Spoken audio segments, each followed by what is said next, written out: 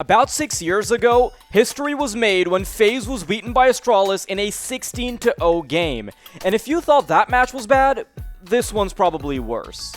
In Blast Lisbon's opening matchups, we saw FaZe get absolutely crushed by Virtus.pro in a 13-0 game. And today, I'll be breaking down exactly how that happened. But I do want to get one caveat out of the way.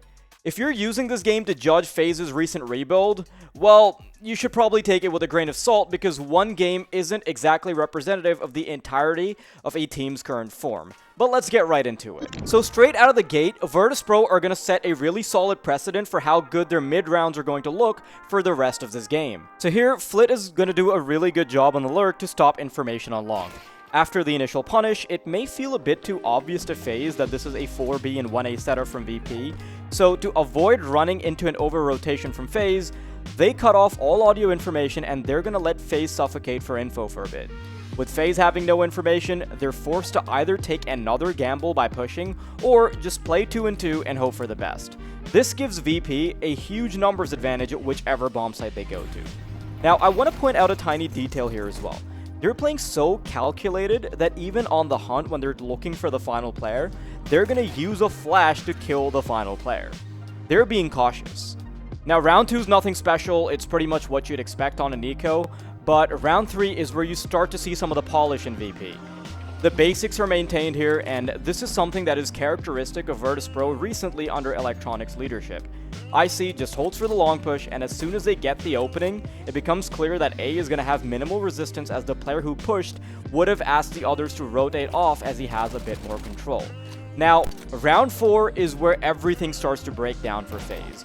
Rain starts off by popping some shots into the mid-smoke, taking a bit of a gamble, and IC is going to set this brutal and unfair tone for the rest of the game by shooting him through the smoke.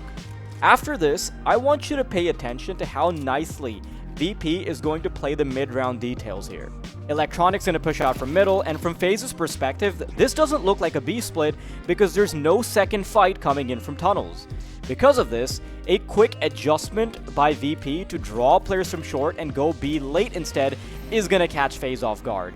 They're getting ready for a potential short push. VP, they're going to stagger that B tunnels push, and this is something that FaZe are simply not ready for.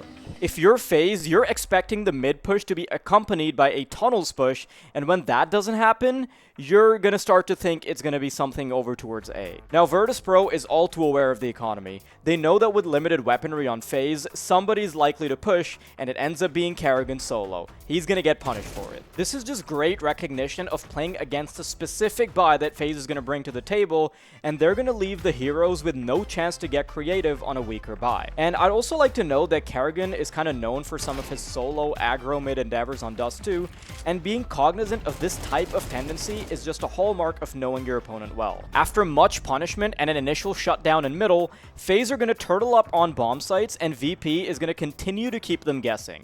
Because FaZe has struggled to get any aggro control or good rotations going on, VP will be able to use the bare minimum of utility and an already spooked FaZe get bamboozled by one guy wasting time on short. With crossing smokes deployed, a flashbang from Electronic keeps them on their toes, and now they have no idea how many players have actually moved forward despite Brokey's best efforts to see through the smoke by popping it with a grenade. Even if they know it's just one player, now they're stuck with him. They can't just ignore him, and while they're busy chasing after a rat, VP have already gotten the cheddar. VP, they're going to do an incredibly unorthodox 4-man push in middle, and there's not a lot you can do to adjust against that. Another interesting thing about this round is that after this initial failure, FaZe will try and go for a super late retake when they barely have a chance, which makes you realize that their comms are probably very cluttered and panicky. That sort of last-second trigger is usually seen when players or teams are getting a bit desperate. By the way, if you're enjoying this video about FaZe having 0 rounds in a whole map, you know what else is close to 0 in the grand scheme of things? That's right, my YouTube subscriber count. If you think this kind of video is up your alley, your subscription can help me get money from sponsors so I can slowly move out, build a family, raise kids until they're old enough to play Counter-Strike, shape their lives to be entirely about CS, and create a mechanism of self-worth revolving around Counter-Strike achievement, and then yell at the sky when they still just get clowned by Apex at the age of 60 years old in his future squad, Vitality Senior. Now, this round is actually a crazy good start, but you've already seen the title and the thumbnail, so you know how this ends.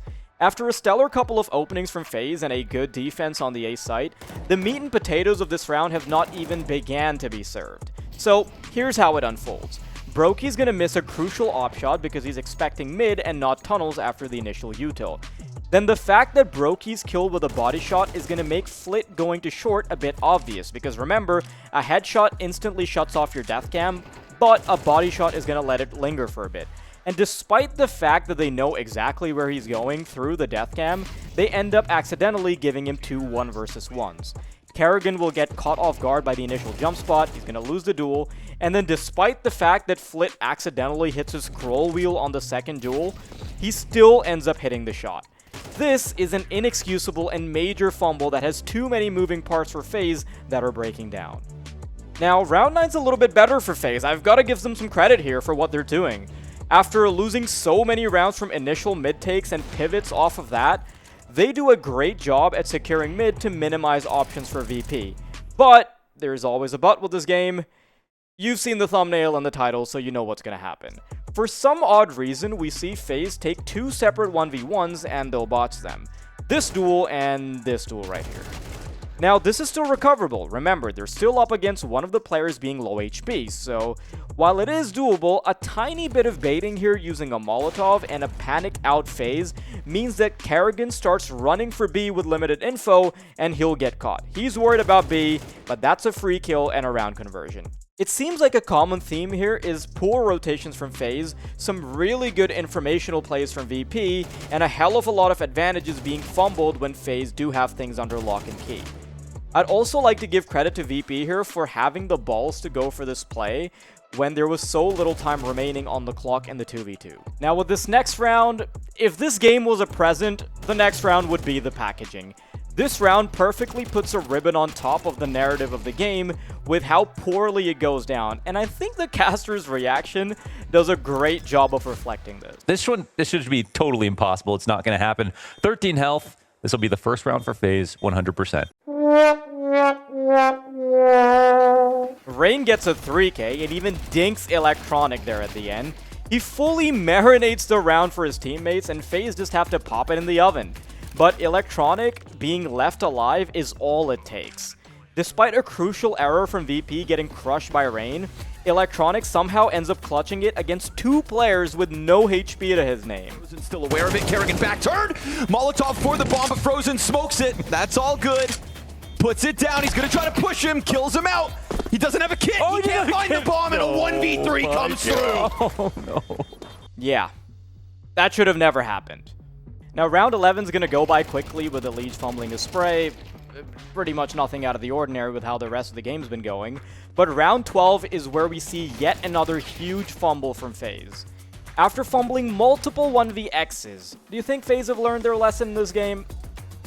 Yeah, no, they fuck up a 2 versus 4. That's no spoiler. Now, here's how this one's going to go down. Broky isn't playing with his team here, so it's going to allow for 2 1 versus 1s, which VP is going to win. It comes down to 2, and Broky takes a solo duel as he pushes through the molly, and he'll miss a labored spray.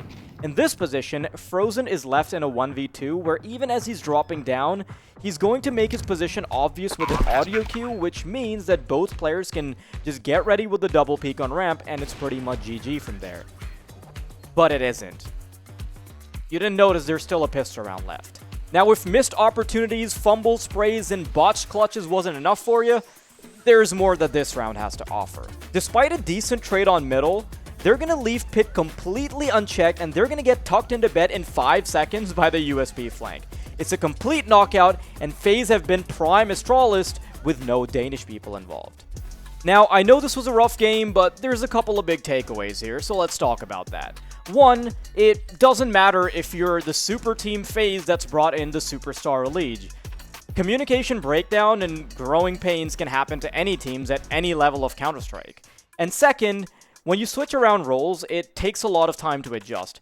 This doesn't mean that the team's terrible, it's simply that at the top level of CS, big changes are going to hurt, especially when you're making big changes in roles. For FaZe, a largely aggressive team having even more aggro fire being added means that there's going to be a dynamic shift in who has to take the passenger seat sometimes, and that change simply doesn't happen overnight. That's it. If you enjoyed this video, clicking subscribe will bring you back to my channel when I upload next time.